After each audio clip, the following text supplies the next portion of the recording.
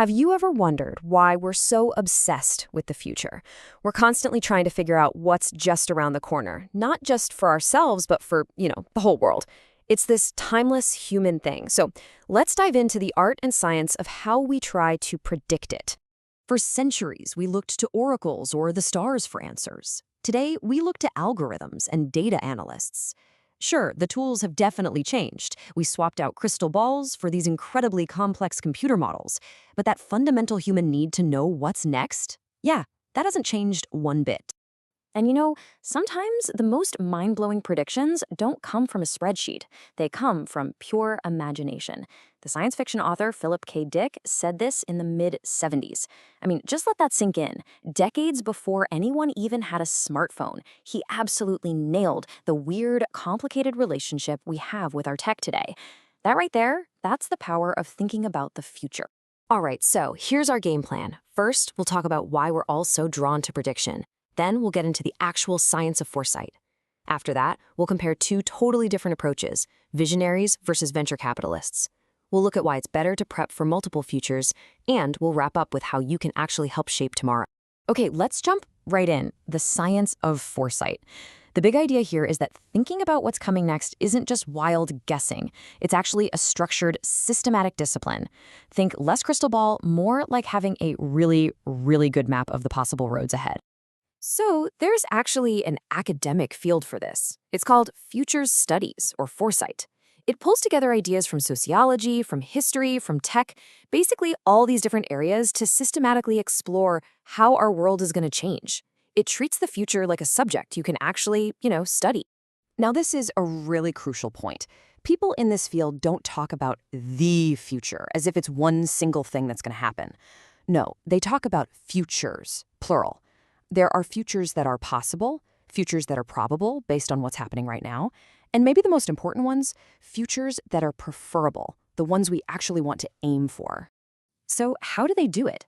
Well, one of the go-to tools is a framework like STEEP. It's just a simple way to make sure you're looking at the whole picture. So under social, you're tracking things like demographic shifts. Under technological, you're looking at AI. It just forces you to consider all the different drivers of change, economic, environmental, political, the whole shebang.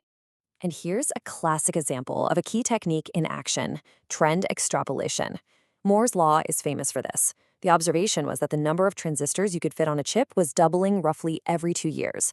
By just plotting that past data, it became this incredibly powerful way to forecast the insane growth in computing power that has, completely defined our modern world. But of course, the future isn't just a straight line drawn from the past. Futurists also have to think about wildcards. These are the total game changers, the events that seem to come out of nowhere and just, boom, change everything overnight. They're super hard to predict, obviously, but you just can't ignore them when you're thinking about what's possible. All right, let's move on to our next section, visionaries versus venture capitalists. This is where we see how these ideas play out in the real world. We're going to compare two really different ways of thinking about the future, the person who invests in it and the person who just imagines it. They're both looking ahead, but what they see is completely different. So first up, the venture capitalist, or VC. These guys are literally in the business of funding the future, but their focus is super tight. They're looking at what is probable in the very near term. We're talking 1 to 5 years out. So for example, back at the end of 2014, they were looking at the data and saying, okay, there's going to be a cloud war between the tech giants. And hey, all this hype about wearables, they're not quite ready for prime time yet. Their predictions are all about what the market is doing right now. Now, on the complete other end of the spectrum, you have the visionary, somebody like Philip K. Dick. He wasn't trying to predict next quarter's earnings report. He was exploring what was possible for society decades into the future. And just look at this stuff he came up with. A global information network? The internet. Remote-controlled robot soldiers? Reality TV? It's incredible. He was using stories to build an entire world out of the little seeds of change he was seeing around him. Okay, now look at this, because putting them side by side is where it gets really interesting. Dick imagines this meta-computer connecting the globe, a huge imaginative leap. The VCs predict a cloud war, a smart guess based on existing market data. And here's the thing, both were right in their own context, but they were playing completely different games. One was exploring what's possible, the other was forecasting what's probable. And that leads us perfectly into our next section, preparing for plural futures. Because if you have these different approaches giving you totally different kinds of predictions, then maybe, just maybe, the goal isn't to get the future perfectly right. Maybe the point is something else entirely. This chart, the hype cycle, explains so much about why timing is everything. See, a new technology gets a ton of hype. That's the peak of inflated expectations. But then, it doesn't immediately change the world, so it crashes down into the trough of disillusionment. Remember those VCs in 2015 saying wearables weren't ready? They were spot on. At that specific moment, the tech was right there in the trough. The prediction that wearables would be huge wasn't wrong. It was just early. The hype just got way ahead of the reality. And this brings us back to the idea that this is a real discipline. Futurists don't just throw ideas at the wall. They use frameworks like this to actually test their scenarios. For an idea to be considered plausible, it has to be based on some kind of evidence. They're constantly asking, is this based on real trends? Did we research this properly? This whole process is what separates a credible scenario from, just pure fantasy. It adds some real rigor to the imagination.